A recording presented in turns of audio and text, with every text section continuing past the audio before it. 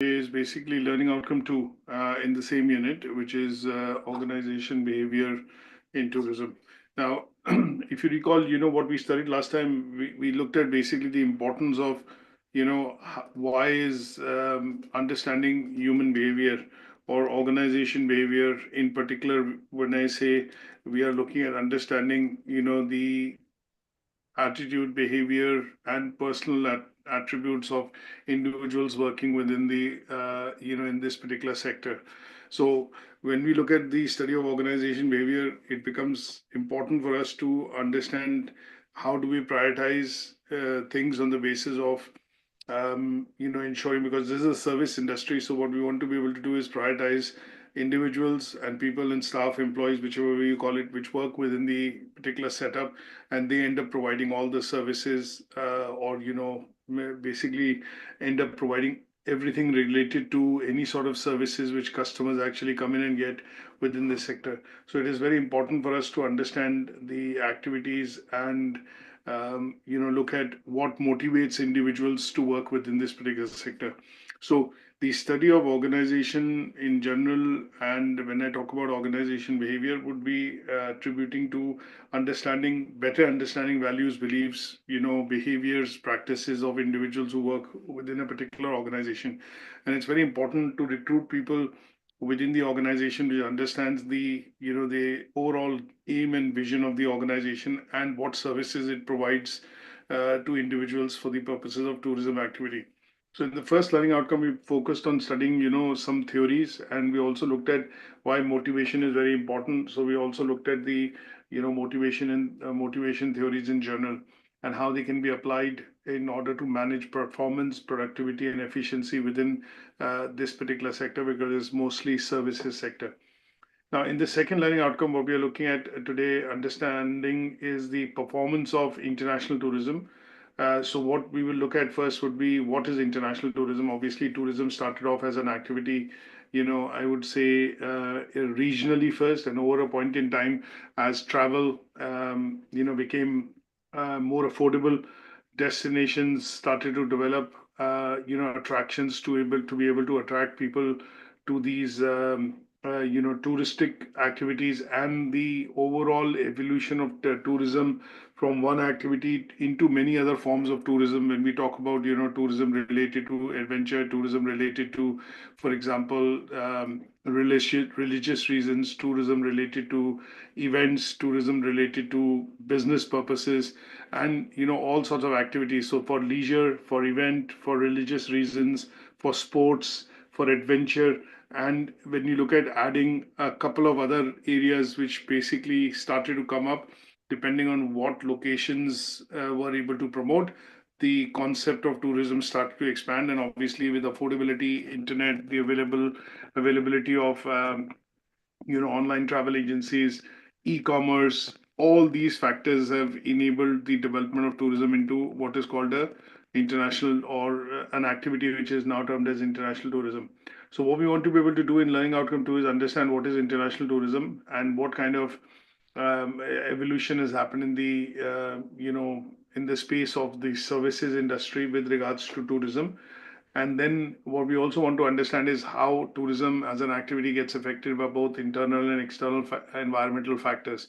So here is where we will look at some of the theoretical frameworks like the Porter's five forces model, or the Pestle framework in particular, to understand how companies, organizations, businesses working within this sector who are giving or providing activities which contribute towards international tourism can be affected by factors which can affect the organization from inside and factors which can affect the organization from outside. Now, there are two assessment criteria that we're going to be looking at in this learning outcome today. One would be to analyze the performance of international tourism. So we want to see how this concept has grown, and over the years, how this has contributed to creating more jobs, and how is it closely linked to the services sector in general when we talk about tourism and hospitality management as a sector, creating job opportunities, and obviously a lot of businesses, organizations working within this remit of providing these services. The second would be to understand recommending ways of international tourism or hospitality organization to modify its structure and objectives to increase profitability. Now, we do see and read sometimes that a lot of organizations go into red because they're not able to sustain the operations. Or, for example, in some cases, we do read that some organizations are not able to make profit or break even. Say, for example, if Wing, which is, say, for example, opening a new casino and a resort in Ras Al Khaimah, and that will be functional by 2027. They're going to invest, say, $2.1 billion to be able to create that facility, which is going to be on an island itself within one of the Emirates, Ras Al Khaimah, or RAK as we call it. Now, they would, when a company like that, which has obviously successful operations elsewhere in Macau, you look at US in Las Vegas and a lot of other cities, they typically are a 5 oblique a 7-star hotel with facilities providing casino, lots of other leisure entertainment facilities. Now, if they are looking at investing that amount of money, what would be the ways in which they would be able to recover this money? When will they break even, and how would they start making revenues which are going to be, making the organization or the operation in that region profitable? So those are the factors that we would need to look at understanding by taking an organization. If we look at Marriott, for example, or if we look at Hilton, for example, or any other hotel chain that we look at, and we look at how they expand, how they look at shortlisting a location where they want to open up a new facility or a new, hotel, or say a new place where they want to offer or create a new offering. What we want to be able to understand is that how would that company look at ways of becoming, look at one going in to invest into the market, what kind of alliances it creates, how it's going to look at marketing, and then at some stage, the question in the management mind would be that okay, the say the hotel is set up, it's decorated, it's operational, it's functional. When will the hotel, in this case, when I'm talking about a hotel, will start becoming once it becomes operational, when will it start becoming a destination which would then start to garner revenues, which will take it into black, which is basically start making revenues to make profits. You look at a new airline which has been started in UAE called TAMAC, TAMAC, and there are already two international airlines which have bases, Etihad and Emirates, Abu Dhabi and Dubai. And this is the third one which has started. Now, they've launched the airline with a new concept that it will provide loyalty points, and these loyalty points would be redeemable for free tickets, on the airline. So there is some concept, but obviously launching an airline, which obviously is going to increase and serve tourism within the Emirates over the next decade or so, there must have been some thinking, some vision, some strategy behind why this airline is required, even though you have the two largest world airlines, based out of the UAE, and they serve over 100 destinations, over 60 million passengers. But why is there a need to look at a third airline now? There is some business logic, there is some strategy behind it. But at the end of it, if they launch, they hire aircraft, lease it out for long-term basis, look at ground staff taking on people. But at some stage, the key objective in management's mind would be to look at understanding, okay, how would the company break even? When the company would start making profits? When would the revenue, generated by the airline start to bring in returns in terms of investment which has been done? And those are the questions that we will look at in understanding, the assessment criteria 2.2. So here we would need to look at a specific organization, an organization that you're familiar with, something that you have read about it or have seen or heard about it. And then we would look at how that organization looks at expanding, and at some stage, how the operations of that organization, at some stage are tallied to look at making revenue and obviously, breaking even, and at some stage making profits.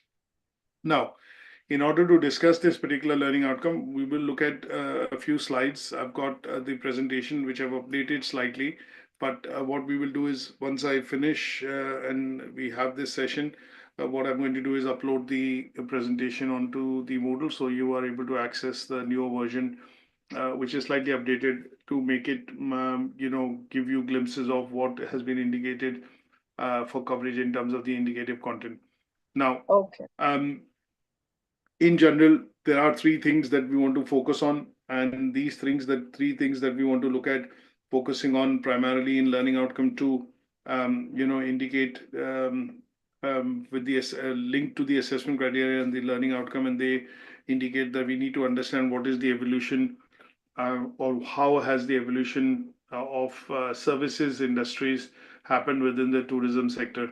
Then we look at obviously organizational goals and strategy. This relates directly to the assessment criteria 2.2. And then to a certain extent, when we look at performance and management of, uh, you know, let's say performance and evaluation of an organization within this sector, at some stage we look at one of the most important aspects which is being discussed, talked about. And when we had the COP29, which is just concluded in Baku, one of the things which a lot of countries have pledged towards poorer nations is $300 billion to look at investing into renewables. And one of the things which, most of these countries, if I look at, are looking at bearing is basically some sort of responsibility to say, okay, we've got industrialized, we've got developed, we are now much more developed than the countries which are still in the phase of developing. But what we need to be able to look at is reduce the carbon emissions, look at decreasing or minimizing the increase of global temperatures, which is leading to weather events and other things like that. And that is where, at that level, at the country level, it is a responsibility which the developed nations carry. Similarly, when we do talk about CSR, we would look at sustainability, utilization of water resources, environment, keeping it clean, and obviously, um, keeping it pristine for the younger generations to follow. At some stage, when tourism as an activity starts, there is extensive usage of what is called environmental resources. And you would see in most hotels nowadays, it is, or which is a destination or a location essentially. I would put it this way, wherein tourists go and stay, whether you're going for personal tourism, business tourism, leisure, adventure, whatever type, you end up staying in a particular location. If you're going for adventure tourism, you might stay in tents or in places within cabins and stuff like that. But still, what you would need to be wary of is how do you help preserve some of the resources, how do you keep the environment pristine, and obviously do not leave litter, rubbish, which is a part and parcel of the corporate social responsibility. So here we will discuss what is called the triple bottom line concept. TBL in particular, triple bottom line concept, came across after um, interesting study, obviously, which came across, primarily in the late 1980s, which was developed as a sustainability framework. And this sustainability framework, measures the business, or in every organization business which works within the sector, it looks at basically measuring the business success of, the responsibility in the business success of that organization within the sector on the basis of three factors: people, profit, and the planet. So this is something that we will look at, which obviously John Elkington brought out in a report which was published in the early 1990s. And from then on, this as a framework has been adopted, very successfully in most sectors, and not just tourism and hospitality, but obviously from a point of view of sustainability. So there is an important aspect of it which the tourism and hospitality industry looks at, because they involve people. It involves uses of natural resources from the planet. And obviously, most of these organizations are not charitable organizations; they are businesses. So essentially, they are looking at making profits. But how much of that profit is being made in a sustainable manner, which is helping to preserve the planet and the environment, is what this particular model and framework looks at, referring to. Now, before we start and go into detailing of it, couple of things that I want to put into perspective is, what do we mean by tourism in general? So when we look at tourism in general, what we are looking at talking about is, it is an activity at the end of the day. It can be defined as a social, cultural, economic activity, which obviously entails the movement of people. So obviously you can do tourism, or you can experience tourism related activities even in a local area. For example, you go for a walk in the park, which is probably about a couple of kilometers away from your main place of stay. You go out and engage in certain activities, which could be, say, for example, walking a nature trail. You might go and experience, go and say, for example, experience hiking in a local mountain, or or a foot walking path nearby. They will all be considered, activities that you're doing for the purposes of leisure or entertainment. Now, When we look at international tourism, if you enlarge the scope of these activities, to an extent wherein these activities then become geographical or they now transcend, I would say, different countries. And when we look at this particular activity from an aspect of when a traveler or a person is actually either for business purpose or professional reasons traveling from one country to another, and this is where uh, there are lots of different definitions, but the easiest one that I think of is when I'm traveling from my hometown to a nearby city, or when I'm traveling from my home country to a country for the purposes of business, personal reasons, travel, professional reasons, attending an event, conference, whatever it is, it'll be termed as international tourism. So this could be for various purposes. It could be for leisure or business. But at some stage, because you're traveling across or over a particular territory from one country to the other, it will normally be termed as international tourism. Now, we can do further distinctions of it in terms of, inbound international tourism or outbound international tourism. Inbound and outbound tends to be arrival and departure. So if you're, for example, looking at, going into a particular country for, say, I would say, for a longer duration, then people who would look at providing services to you in that particular destination would obviously term this as inbound tourism, because you're coming into the country, you're bringing foreign currency, you're going to be spending money, and that would be, tourism that would essentially bring benefits to the local economy. Outbound would be if you're a citizen of a country and you're going abroad, you would actually be taking benefits of that across to a different country. And although it would primarily mean that you would not be spending your money or your income within the country, but you will be looking at spending that on certain activities or areas that you are going to visit in a different country. So inbound and outbound can also be classified, further categorizations of, I would say, international tourism. Now, if we broadly look at this, then what we also want to understand is how has the evolution of service industries in particular happened within this particular sector. Now, if we look at a very rudimentary classification of international tourism, what one would look at would be in terms of evolution, talk about, okay, there is something called pre-industrial stage, and there is something called industrial stage or industrialization when it started to happen across the globe. And then we look at post-industrial stage in terms of society, which is developed by using the modernization and the technology which came out of industrialization in many countries. So when we look at the evolution of services sector, I could look at just rudimentary defining it in three different phases: pre, the industrialization, and post-industrialization phase. But the crux of it is how do we see the evolution of services sector within this industry. So in order to understand this, this is what I would suggest that we need to look at from a point of view of understanding what is services sector. So in general, if I talk about services sector, say for example, just in the UK, obviously services sector in the UK would be termed as, there are three types of activities which industries do: primary, secondary, and tertiary. So services as a activity, services in general, when companies, businesses, to give you an example, if I'm a farmer, I produce, vegetables or crops using natural resources, which is farming the land, then I will be classed as what is called a primary producer, because I'm using natural resources from the earth and the planet to be able to produce an output. Now, once I sell the vegetable, fruits, or grocery part of it to an aggregator or a distributor, they would be termed as a secondary business, because what they would do is, if I sell them tomatoes, they will be canning those tomatoes, and obviously selling them as canned tomatoes after processing them to a distributor, which will essentially sell it eventually to a customer.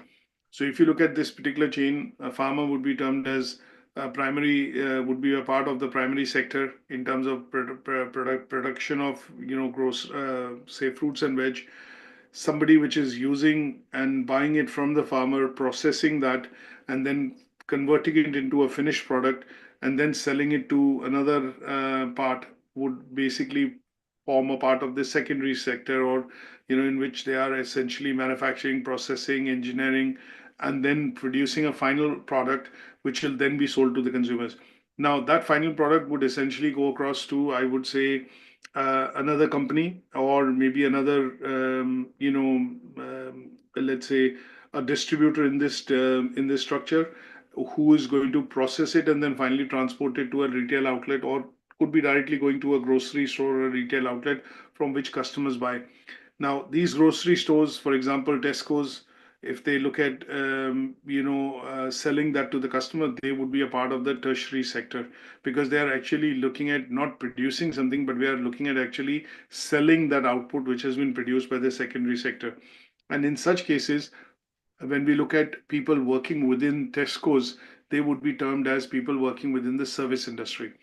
Now, this is the first tier, primary, secondary, and tertiary tier, or you call it first tier, second tier, third tier, it remains the same. Now, the reason why we say services industry is because the customer is not looking at building the hotel.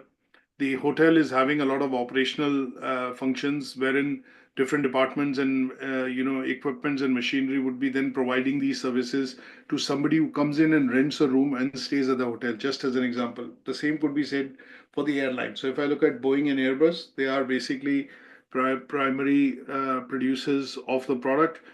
The when I look at, they are essentially a part of the secondary sector, not a primary. Primary sector would be, manufacturers and producers who are basically mining iron ore, tin, whatever titanium is required, and they are processing it and then selling it to Boeing and Airbus, wherein it is further processed into an aeroplane, and then Boeing then sells, or Airbus sells this as a product to companies or large airlines, which will essentially then use it for providing services to customers who would be using the plane services, or the company providing those services to travel from one destination to the other. So in general, we need to clearly understand what is services sector. Now, once you've understood services sector, and you have a very clear idea that, okay, this part of the economy, which, or people working in this part of the sector, which are classed as services sector, would provide various services that would be being bought by the customers. They'll not be looking at producing goods, they'll not be looking at processing those goods, they'll be looking at selling those goods to the customers who are looking at buying those products and services. So services sector is the largest sector of economy in any country. And when we look at tourism and hospitality in general, they are the largest employer of people across the globe. And the economy, is 1.64 trillion in terms of, if you look at tourism and hospitality sector as an economy which supports growth, jobs, and essentially provide the businesses which work within this particular sector. Now, it could be a hotel, event company, airline, destination management company, whatever it is, they'll all be classed within this particular sector. Now, because they are all oriented towards a cog of the chain wherein they are providing services which will essentially allow the customer to travel for the purposes, or enjoy some of these services for the purposes of leisure, business, or professional, let's say tourism. Now, with that background in mind, how do we look at understanding what has been the evolution of services industry? Now, this could be a big lesson or a class on its own, but from a context of modern times, in the times that we are currently living, when we see digital commerce or e-commerce in particular, we see the growth of broadband internet. We look at obviously technology, gadgets, and other bits which have now allowed certain services to be automated and certain services to be much more productive and efficient. What we want to understand is this last part of it, to see where the evolution, at least during our lifetime, is where we see the evolution of services sector happening in tourism and hospitality sector. So when we look at how these services are being enabled, we look at maybe just taking one part of it, because there could be evolution happening in all different facets of this particular sector. But if we look at imagining technology, that is where we look at one part of it in terms of how the evolution of technology, or closer integration of technology into this sector, is essentially allowing these services to be delivered in a very quicker, efficient, and more productive manner. In some cases, these services have become fully automated, which means in some cases there is no need for these services to be manned by a personnel, and they have been totally taken over by, say, machines or equipments which are um, um, you know serving customer or providing service to some sort of customers. So when we look at technology, we look at how different models have come in. So when I talk about different models, what I mean by that is you see integration of technology coming into the hotel, for example. We'll stick to hotel. Now, in the early 70s and 80s, you probably had, a coffee shop in the hotel, and a 24/7 telly or a big telly screen was available predominantly within the seating area within the coffee shop. There were no individual televisions in the room. But as TVs become more affordable, they became more affordable. The format reduced in terms of size, weight of it, and generally the programming on the television increased. What we generally get to see, the television started to enter the rooms that you rent. So similar introductions in terms of gadgets and technology started to happen. Today, when you check into a hotel, say Marriott Bonvoy, you would normally have even your bills, the services that you use, all being, something that you can interact with within the television in your room itself. It will also allow things like the operational aspects of, say, for example, operating a safe using an RFID card, or in some cases some of the services wherein, say, for example, you picked up the phone and you ordered room service. You could actually browse the menu on the television and then straight away place an order for what you want, and that will be delivered to your room through the room service. Now, in such cases, this is what we see as the integration of technology happening within the services sector, but in very specific within the hotels. So you have, for example, the operational aspect of the room itself, which is being used, and it switches on all the gadgets with the RFID card that you receive at check-in. And when you put that into the slot, it powers everything into the room, whether it's television, your internet, your electricity, any sort of a gadget that you've got in the room. It gets all powered by that. You can now watch movies or order stuff, and that can be, done through your television or with the use of television remote. And in some cases, you would see that in hotels there are shops and other things also available which you can browse on the television, and that allows you to even buy products wherein which you can get delivered to your room itself. So in general, if we just consider the integration of technology into this sector, it is easy to understand how services and how the facilities which the customers get within the hotel have evolved with the use of technology or adoption of technology, which has happened, by hotels. Is that okay? Yeah. Just as an example. Now, if you want to understand the overall growth of how services sector is growing, because there's growth, and in the growth which is happening in the tourism and hospitality sector, it is complementing the growth of services industries in general across the globe. Then this particular diagram is not very clear, but this particular diagram, if you expand, let me do that. It also explains very clearly how the tourism value chain looks at, has a very closer integration with the services sector in general. But if the tourism activity grows, then the services sector within a particular economy also grows. And this has been, shown across in this particular flowchart. So if you have development of new hotels happening, or new, let's say, um, example that I gave earlier, which was of Ras Al Khaimah wing or hotel wing, or the company opening up and taking up a license to open the casino, and obviously hotel open a resort within one of the Emirates, Ras Al Khaimah. This will bring in not just economic development, tourism activity, but also a general activity which will help in increasing the growth in the economy. Now, this would mean that when you look at UAE in general, what will happen is people will start considering, okay, I've been to Dubai, I've been to Abu Dhabi, but I think I want to experience something else. So they would look at planning to go to a different destination within that same geography or that region. That would lead to, let's say, tour operators planning, holidays or starting to offer holidays in a different location which wasn't existent earlier. This will increase or lead to the growth in transportation sector. If Wing is opening up, there will be other hotels which will follow suit, and once they get licenses and permissions, they will like to open up properties within or have properties, because customers might there won't be customers coming across with different economic demographic, and they might not be able to afford staying in that hotel, but they would want a cheaper accommodation or a different option, and in such cases it will lead to other players also coming into the market.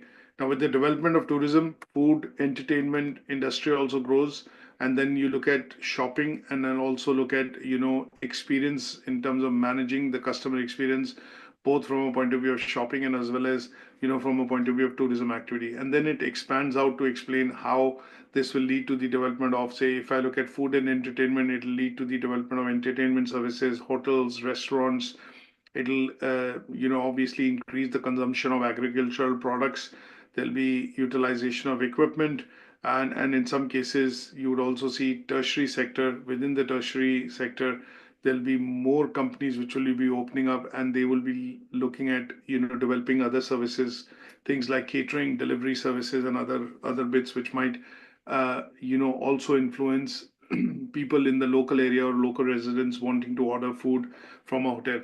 Now, in general, what we want to understand is that when services industry grows or when tourism grows, they go hand in hand.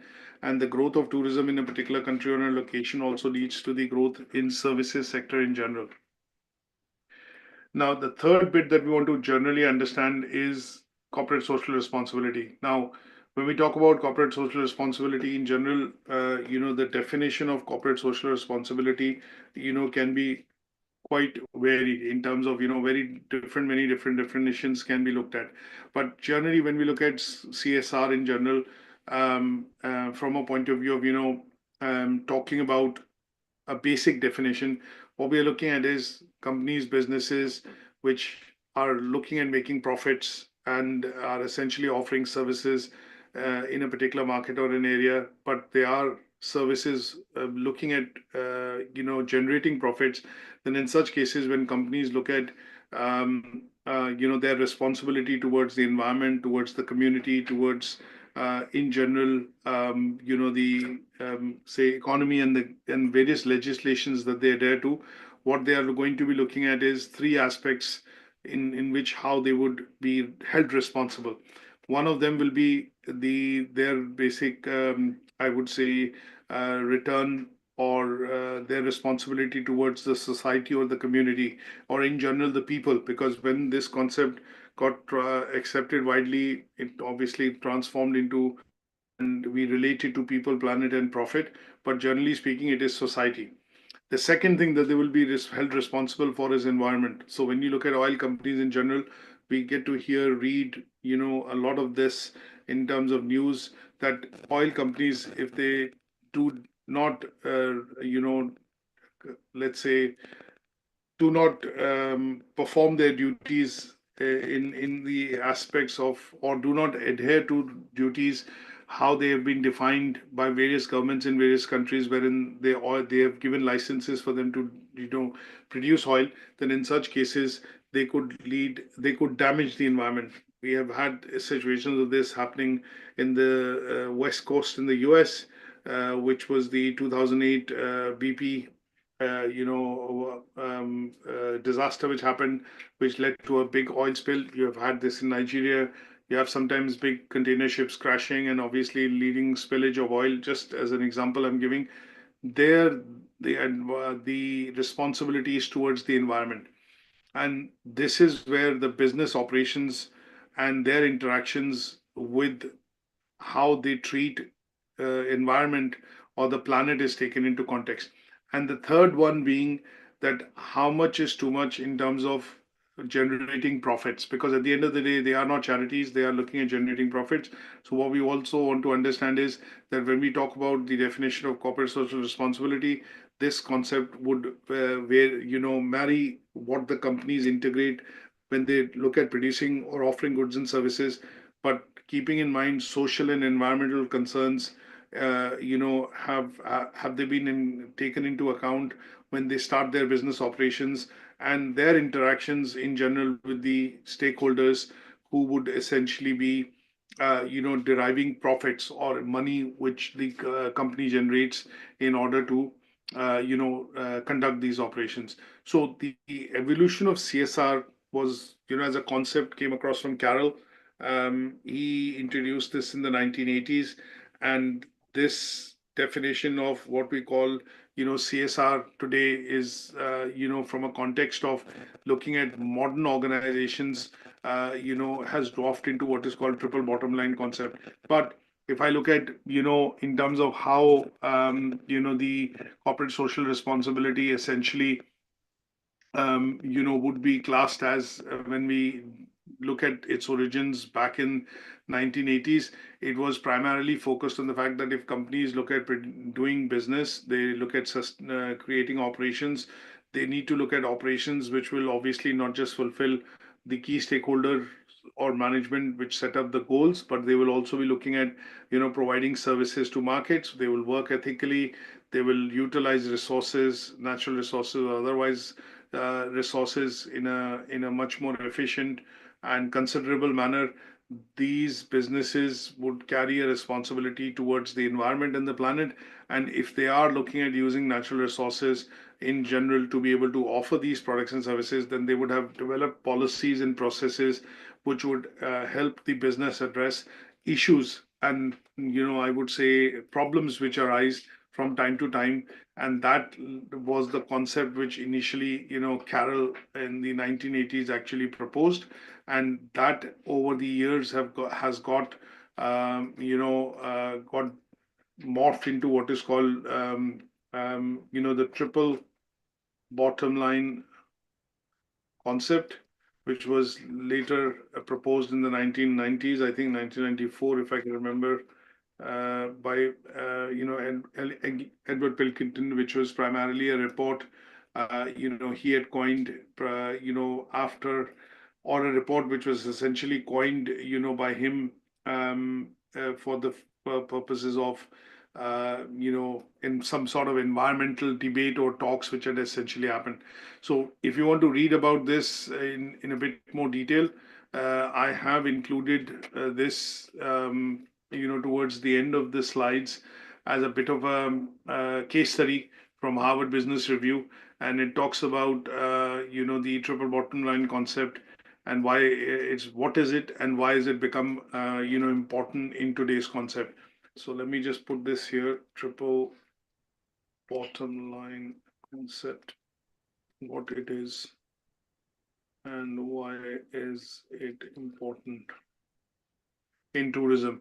So if you read this particular post, which is published by Harvard Business, this will explain very clearly why sustainability, specifically in the tourism industry, is top of the agenda when we talk about, any new operations being set up in any geography. Most governments would primarily be looking at questioning the sustainability aspect of businesses and how this would bring across growth, and, say, for example, development of or job opportunities, growth within the environment, local community, and how it would affect the environment and the planet, and what are the long-term plans of the business when we talk about, the setting up of the operations in a particular geography.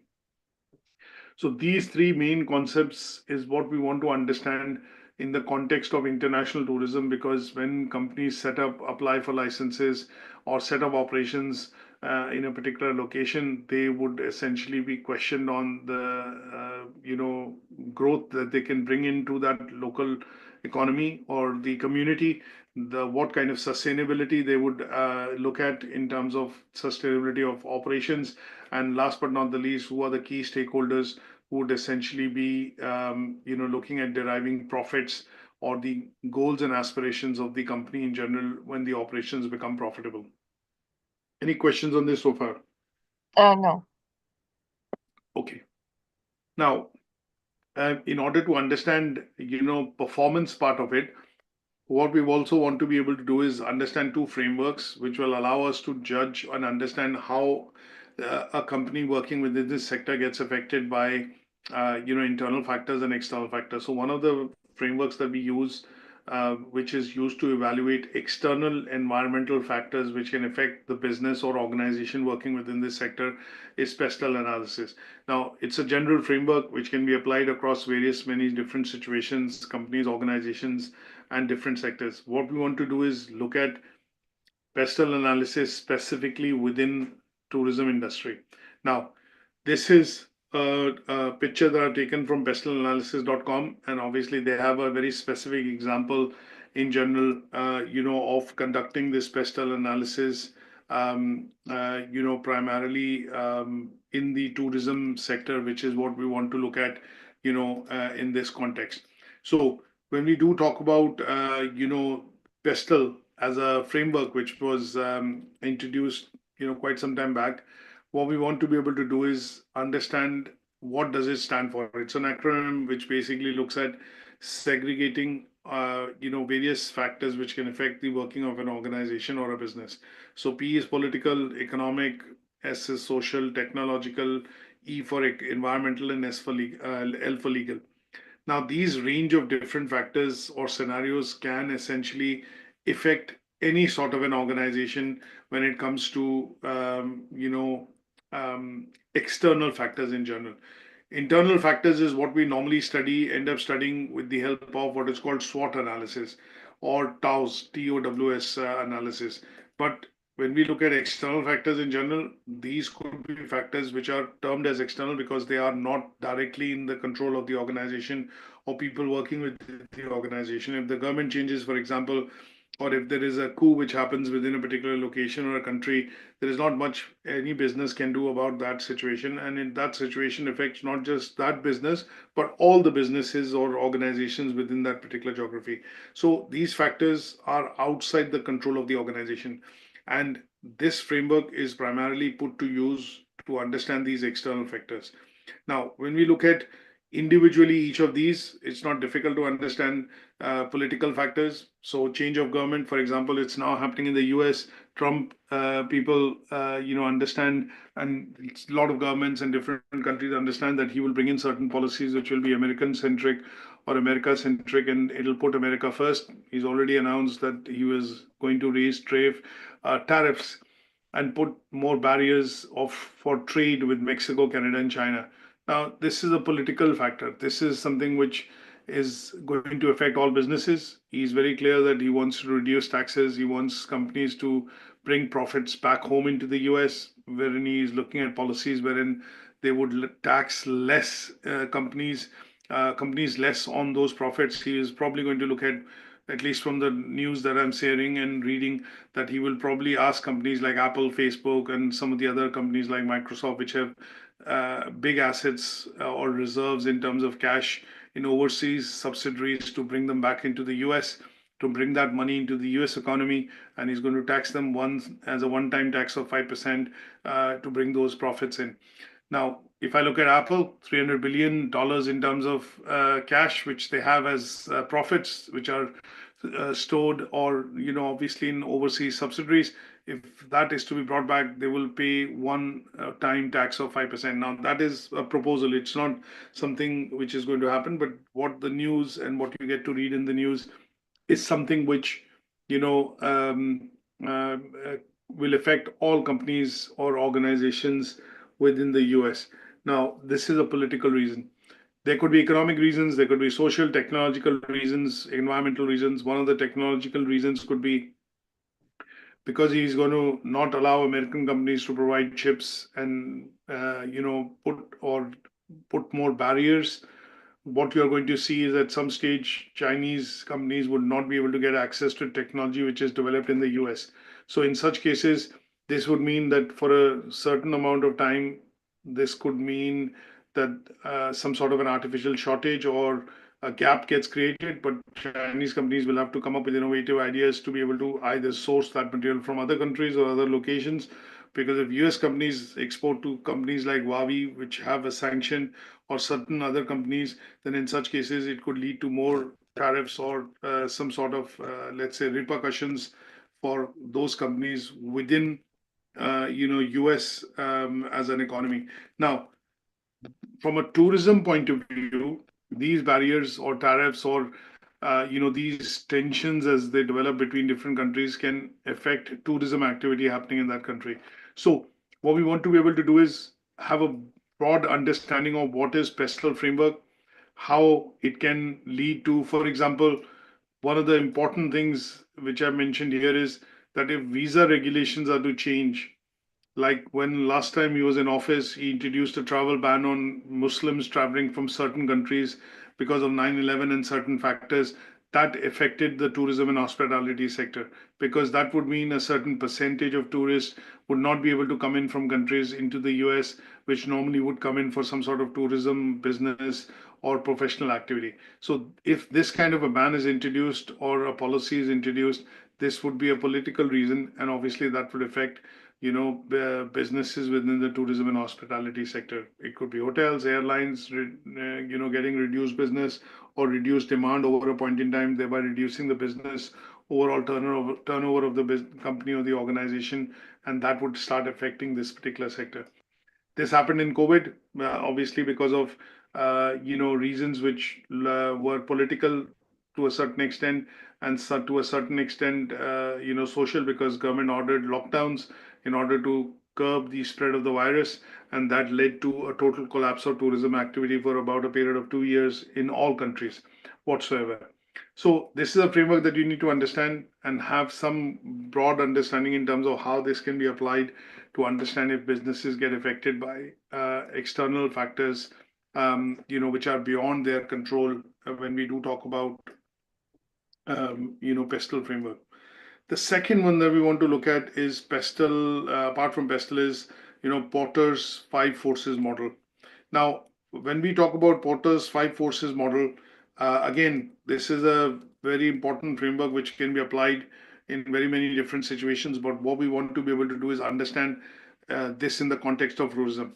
Now, Porter, when he proposed this particular framework, he looked at that. He kind of studied when he created this framework. He basically proposed that there are industries, companies which can be influenced by five different types of forces when they are competing in the market. These forces could be, the five forces that we see as threat of entry if the company is looking at expanding or looking at increasing its operation, threat of substitutes. I'll give you example: bargaining power of buyers, bargaining power of suppliers, and industrial rivalry. Now, let's look at an example to understand the framework first. Now, when I look at, say, if I look at Procter and Gamble or look at Unilever, they have lots of different products in the FMCG sector. Now, if I look at they wanting to surface one such product, just as an example, I'm pretty sure you've heard about it as well.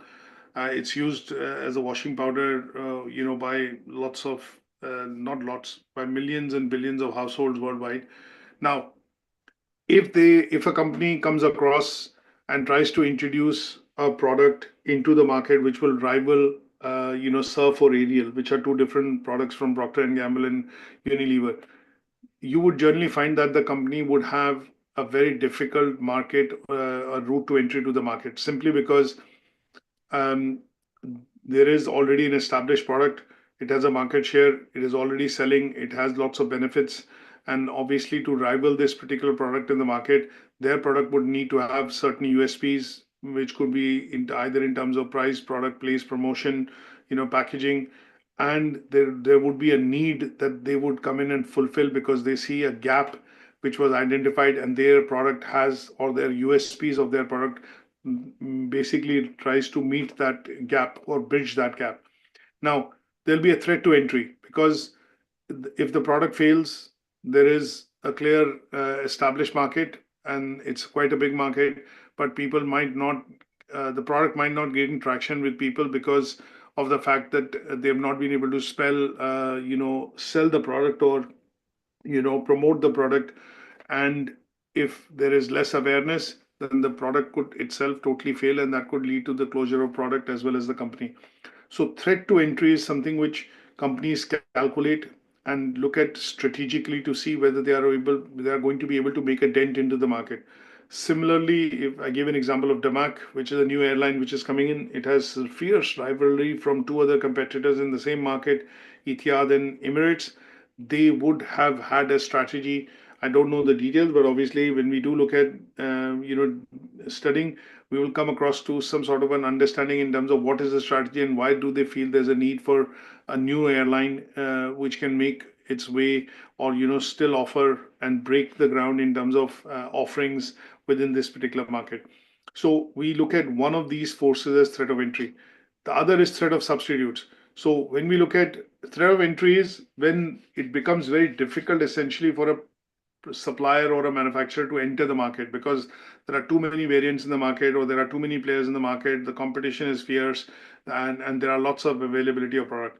On the other side, threat of substitute tends to be very similar, but here, if I look at buying batteries in the market, there are lots of different companies that are selling batteries: Nippon, Nikon, Duracell, Panasonic. Now, there is a very little differentiation between this product. It is used as a secondary source of power, but when we do look at threat of substitutes, Duracell might be selling something at a higher price because it claims that it gives you the better and the more superior battery life. But because there's a demand and there's a lot of demand, what will generally be seen is that even different products which are slightly inferior to what they offer in terms of service will also sell on the basis of price because the demand is huge. So a threat of substitute tends to be that a product can be introduced by a company in the market wherein they are very similar to the main product. They offer the same features, very little differentiation in terms of features, and they compete on the basis of price. And that is where they take the market away from the existing set of consumers or take away the market share from an existing leader in the market by chipping into the same product segment, but differentiating on the basis of price or maybe one or two other factors. Similarly, he proposed other forces which could be industry rivalry, bargaining powers of buyers. That means if there are too many buyers in the market, then they would, and if there is too less suppliers, then the buyers would be actually more dominant in terms of dictating prices at which they buy a particular material, whether it's raw material for them or a finished product, but they would be dominating the market in terms of purchasing power. Similarly, power of suppliers. If there are too many suppliers in the market and or lesser number of buyers, then suppliers would essentially control the market. They would essentially dictate or dominate what price at which they sell. So when you look at sometimes wheat production with farmers in certain countries like India, Pakistan, you look at Russia, Ukraine, there are farmers which actually dictate what price at which they will sell their produce to the government or to buyers, which would essentially want it to be used for making other products like flour, pasta, whatever it is. Now, in such cases, you would generally see that the suppliers are more because there are more producers and they are termed as suppliers and they would control that particular power in terms of at what price they sell the product. So this particular model can be applied in the context of tourism industry as well. Now, when we look at Porter's five forces model and how it can be used within the tourism industry, obviously we need to look at a particular organization, and with that organization in mind, we need to look at how these five forces, say affect the workings of that particular business. Or if I look at that particular organization, so if I look at applying this particular model to say a hotel industry, a hotel chain, or if I look at applying this to say the airline industry, what we want to be able to look at is how do we look at utilizing this model to understand what are the strategic options which a company or a business would have when it has competition, it has industry rivalry, it has competition from a lot of different buyers, it's competition from a lot of suppliers, threat of substitutes, and if you're looking at making an entry into the market.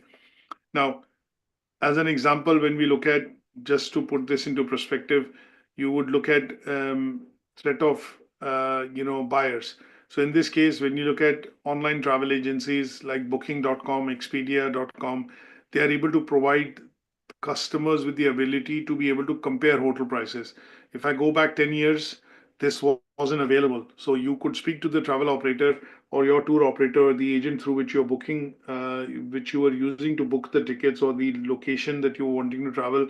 And pretty much whatever prices the buyer gave, you could compare that with another tour operator or another agent, but that was the only bit available. But today, with the online travel agencies now, like Expedia, Hotels.com, Travago, Booking.com, they are able to give you access to thousands and millions of rooms, which you can actually compare online and obviously look at booking on the basis of, prices if you're looking at or looking at booking on the basis of facilities that you get or availability that you have in certain destinations. And this is because here there are lots and lots of people who are traveling. Billions of people are traveling every year on tourism as a activity, and they have the power to essentially negotiate or demand prices that they have as per their budget from a point of view of booking a hotel. So you would need to look at applying maybe Porter's five forces model to determine, I would say, a company or an organization's competitiveness, and also explain why the business or the organization is able to sustain this different level of profitability if it is facing any one of these threats, whether it's threat of substitutes, threat of bargaining power, threat of suppliers bargaining power, threat of entry into the market.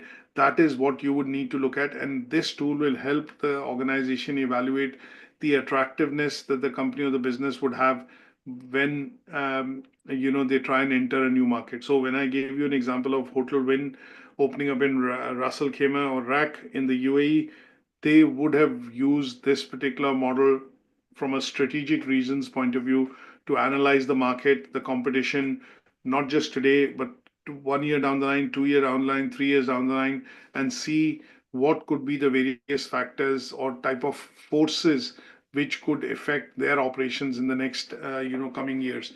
And this would be a very useful model for the company to keep in mind whenever they want to look at evaluating their competitiveness along with the attractiveness to be able to do business in a particular location. Is that okay? Any questions on Yeah, this? no. Now, and there is obviously, when we look at going through different aspects of how tourism as an activity grows within an area or within an organization, we also look at some of the other aspects like human resources management. We look at organizational structure. We look at the use of innovation and technology.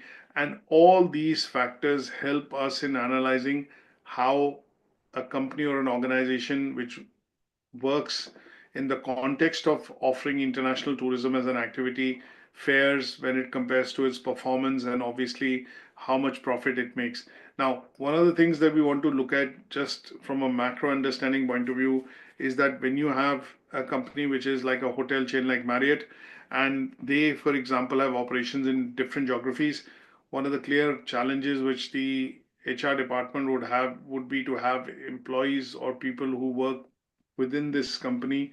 But what they would also want at certain level would be people who are able to work in international geography, can work across with different people, cultures, and different structure of the organization, because their offering might be slightly different in the Middle East, slightly different, or meeting cultural requirements of people in the Middle East vis-a-vis requirements for people in the Western Europe or in Americas or in the Far East. And in such cases, having diversity in terms of, I would say, different people from different nationalities, cultural background, and having the broader understanding of how you can use diversity within the organization to use it as a strength and use it to manage operations in a way which allows the operations to churn around profits would be one of the key factors which the HR department or key objectives which the HR people or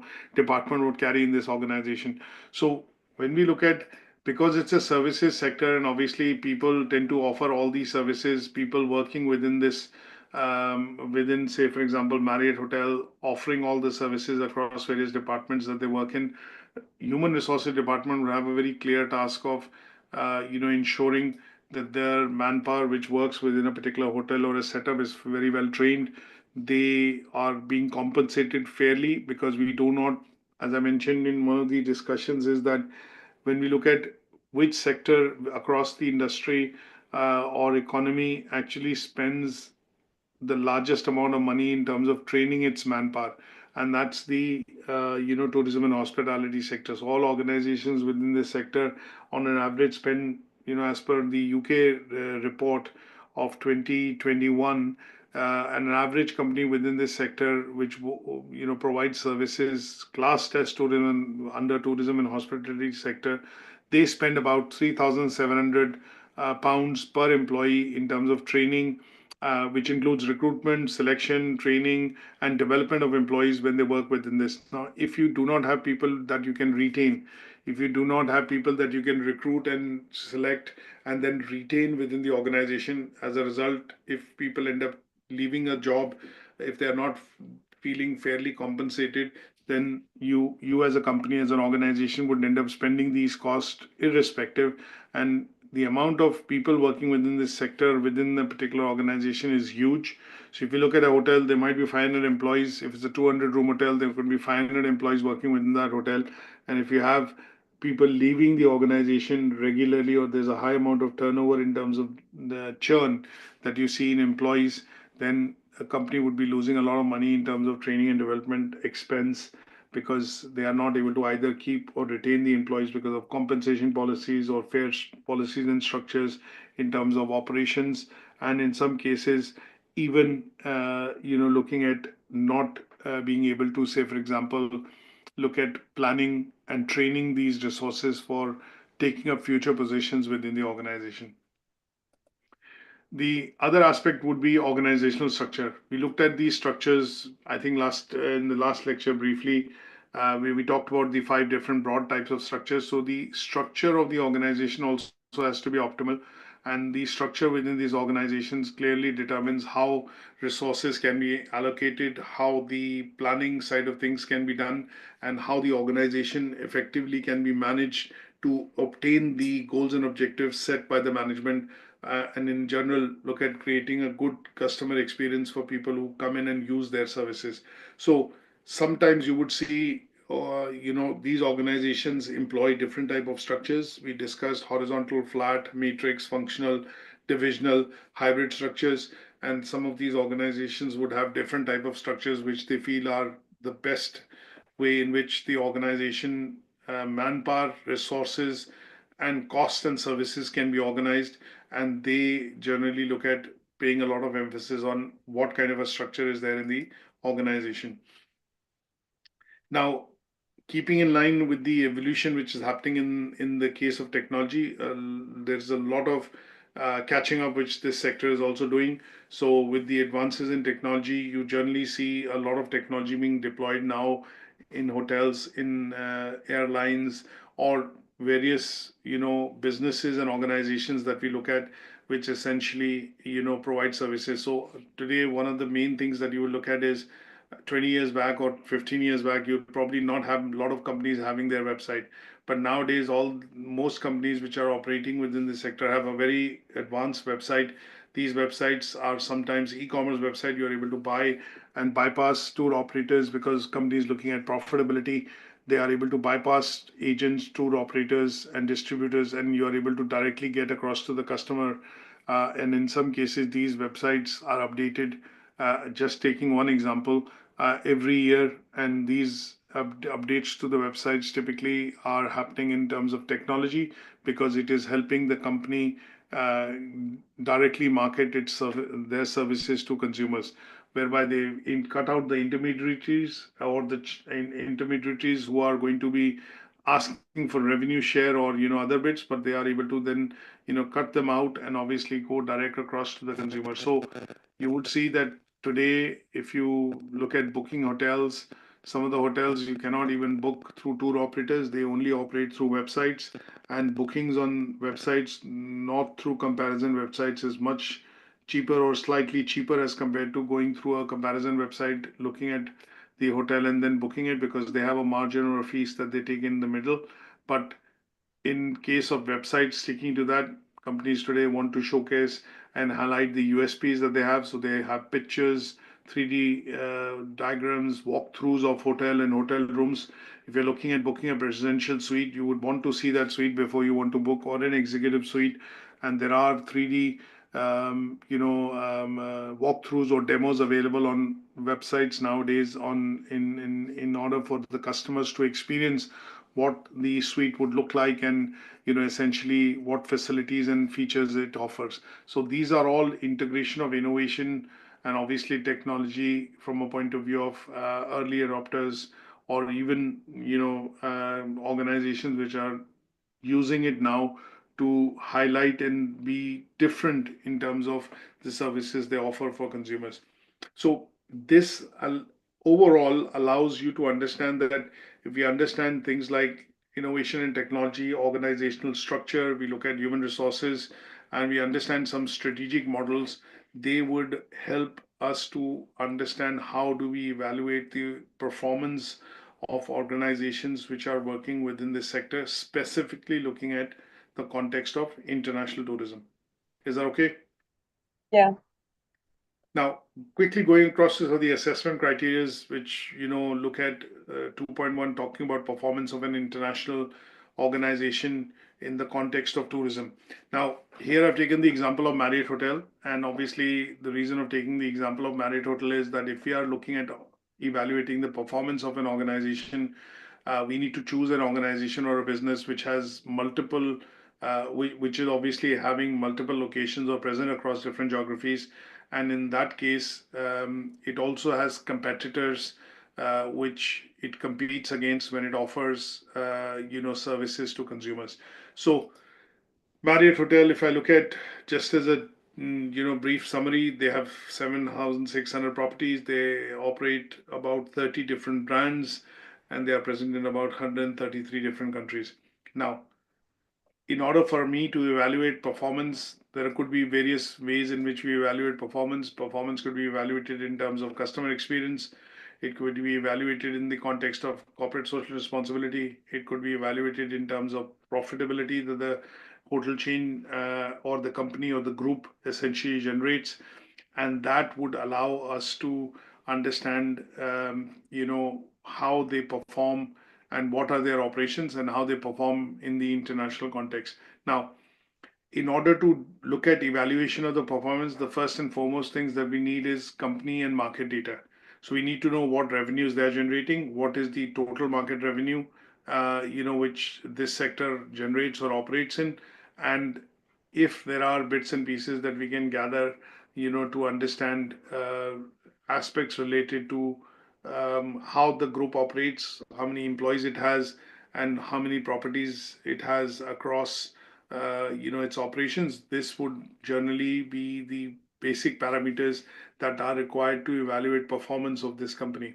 Now, from a management perspective, from a stock exchange perspective, market perspective, sorry, what the companies would be looking at doing is publishing its financial data, and that financial data would be usable to evaluate the performance in terms of performance metrics for an organization, and they would be things like profitability, turnover, number of employees working, number of properties, and which locations they are in, and how they are affected by competition in those locations.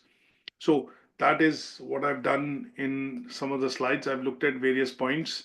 I've looked at the impact of COVID-19 and how the business actually dropped. So in 2019, the revenues for this organization were almost $21 billion. But during COVID, because this sector was severely affected, the turnover of the organization, which is across 7,600 properties, 133 countries, 30 brands that they own, dropped to half, from 21 billion to 10.5 billion. And that illustrates the vulnerability when we talk about social and political factors which are beyond the control of Marriott, hotel chain, or Marriott's, management in general. Now, from a point of view of recovery in terms of revenues, obviously the company and the company, management made some plans, and that essentially meant that they could look at either getting back to the increased revenue and turnover by decreasing a bit of profit margin. And these are data that are picked out from the financial report or the annual journal report, which is published by Marriott Hotels. Now, one of the key decisions which was taken by the management was to reduce the operating profit down to 7% in order to, look at recovering to the pre-COVID revenues which the hotel chain was generating, in order to increase occupancy rates, in order to obviously look at increasing revenue spent per customer within the property. They looked at reducing their profitability and margins to approximately 7% gross. I don't know whether that's gross or net, to be honest, but 7% operating margins. This should generally be a gross. Operating margins are normally gross. And they then slowly and gradually started to recover in terms of their revenue, and go back to the pre-COVID levels. Now here is where we start to look at pestle framework when we talk about impact of COVID-19, which is political or social factor, and then we look at strategically applying Potter's five forces model, because it was not just Marriott, but there are lots and lots of other chains which also attract the same consumer. They also went through the same volatile climate, and they also would have taken similar strategies to get back into the market or increase their revenue or turnover to pre-COVID levels by reducing profitability margins. So they had to factor in the five forces which they will get, which is industry rivalry, threat of substitutes, and obviously bargaining power of buyers, in this case customers, to essentially look at recovering to the pre-COVID levels. And that, if we look at, can affect the company from a point of view, its occupancy rates, its market share and position. And obviously, in such cases, you would use some of the theoretical framework. And one of the key things which Marriott did was during this time period of recovery, they stopped expansion. That means they stopped taking over any hotel chains or mergers or acquisitions. They stopped building new properties. And obviously, the focus was primarily to churn and bring the operations back into efficiency of pre-COVID levels. And that allows us to finally look at understanding the performance of this organization with respect to tourism activity that it generates and delivers in the international context. Is that okay? Yeah. And then we can look at 4 or 5 factors. We can look at sustainability, we can look at technology and innovation, we can look at human resources management. So one of the things which Marriott did and a lot of other companies in this sector did is they were layoffs which were planned in a phased manner, because obviously if there was no business, they had to retain some minimum manpower to be able to maintain and run those properties. But at the same time, there were redundancies in certain areas wherein there was no business whatsoever, whether it was B2B business, corporate business, or utilization of these properties for various other reasons, corporate events and things like that. But if it wasn't been available, then there were, difficult decisions which the HR had to take in order to, make the staff redundant. But in some cases, these redundancies, they had to calculate, can it affect the operations and running of some of the properties in the long run? And that is what you have to look at when you look at all these factors, taking into account the 4 or 5 factors that we discussed: the theoretical frameworks, Pestle and Potter, then human resources, technology and innovation, and corporate social responsibility. And how would their decision making be done from a context of looking at performance management now and a few years down the line post the COVID era.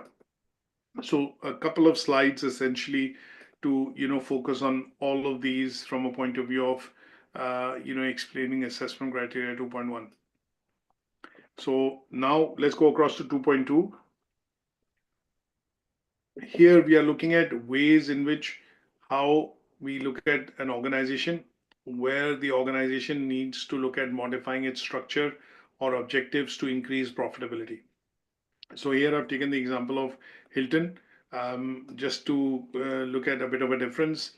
Now, Hilton, as I've discussed earlier, has a hybrid structure within their organization, but because it's an international chain and obviously has operations in very many countries and obviously lots and lots of properties and brands that it owns, what we want to be able to look at is understand why the structures are different in different brands or in different locations for Hilton. What is the most optimum structure through which it operates?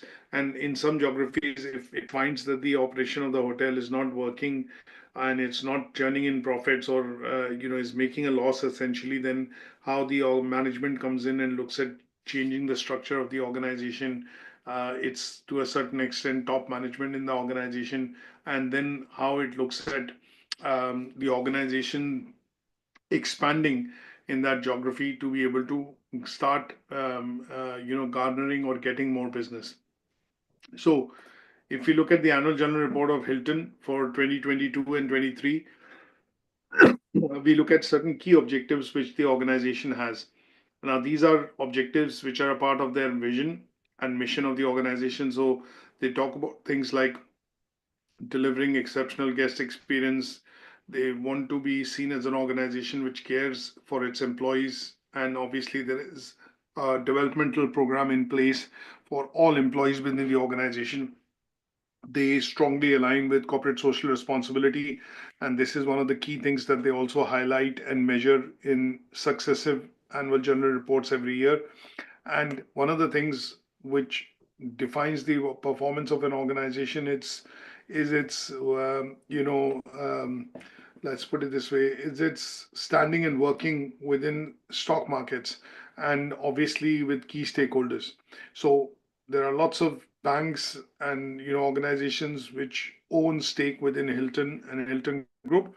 So one of the things which stakeholders demand is a robust financial performance, and they want to see growth within the organization and how this growth is managed in the coming years within the organization. These are some of the key objectives that it has.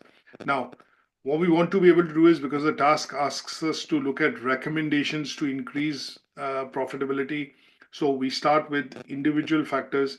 And what we want to be able to do is look at these individual factors in terms of how the management and the organization would look at, say, one of the factors, streamlining the organizational structure.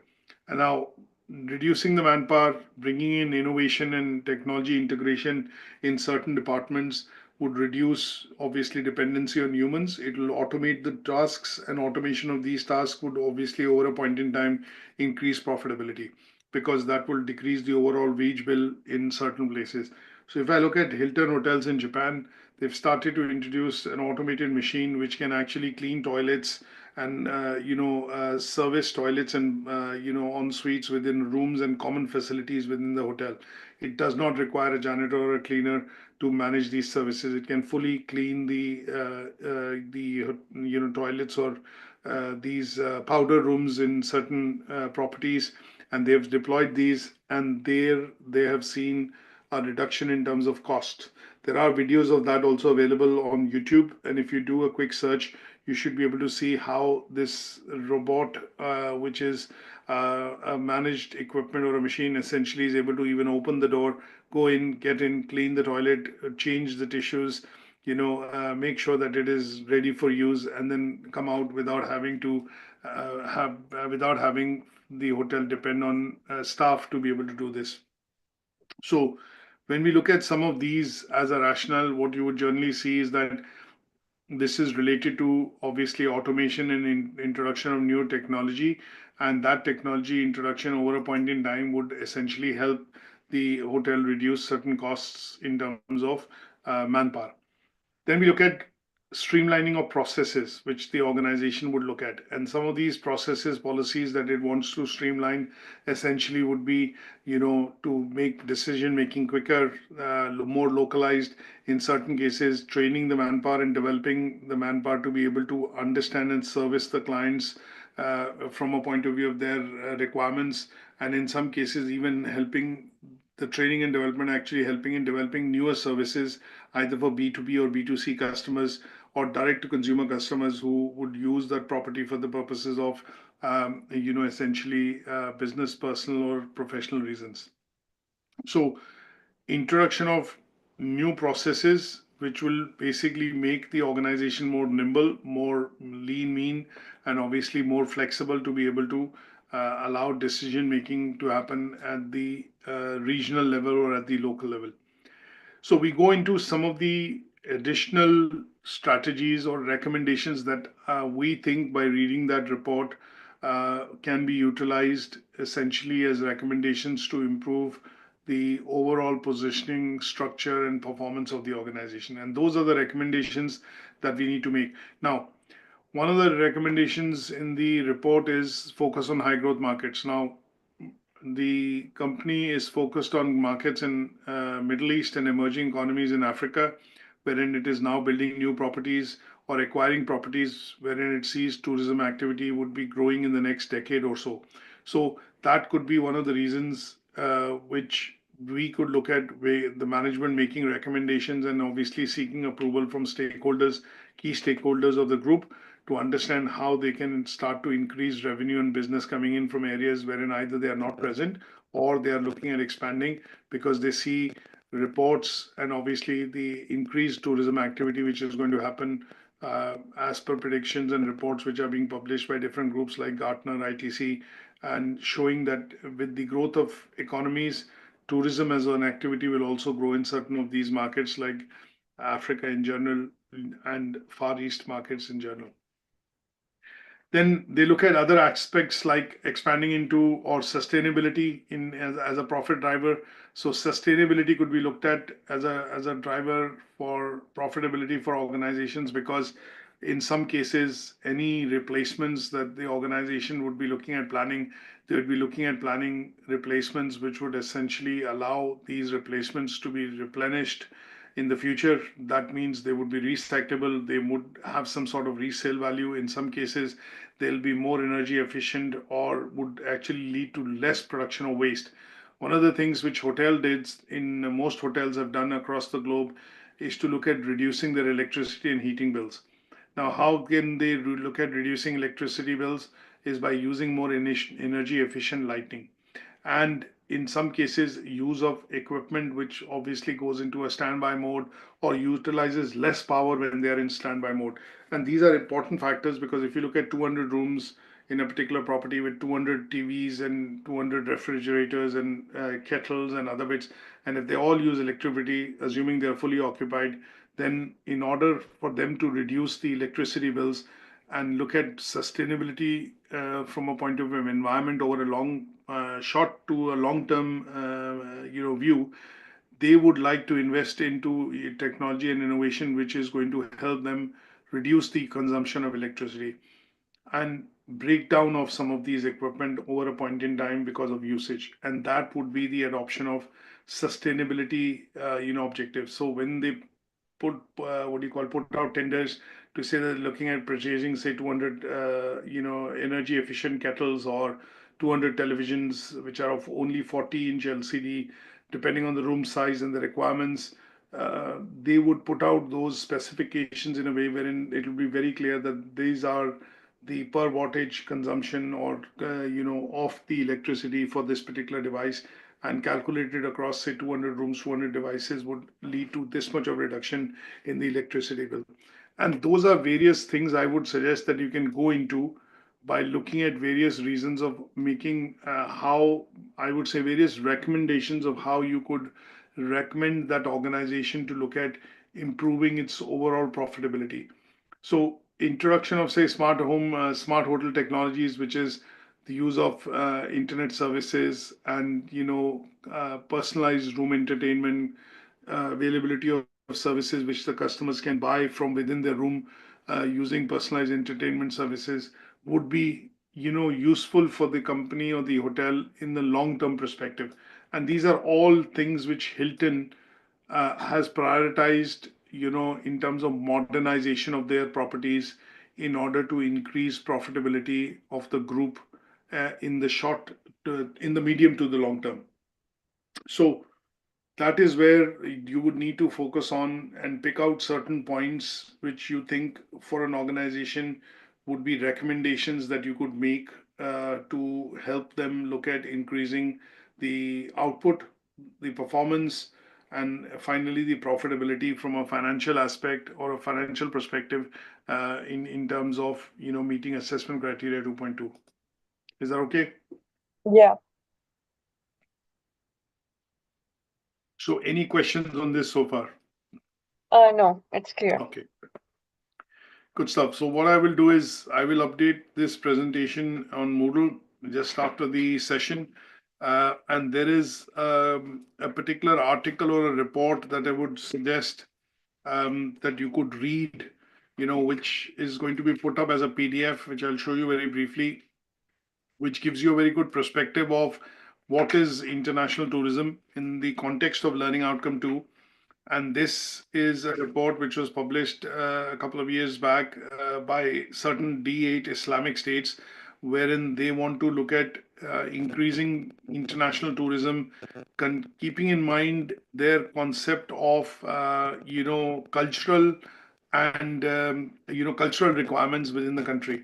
So a report which is about 54 pages, but if you remove the clutter, you're probably looking at reading about 15 to 20 pages, which gives you a very good understanding of how these countries are progressively looking at increasing tourism over a period of time, not immediately, but over a period of time by aligning their policies and offerings to the requirements of the consumers in the global market.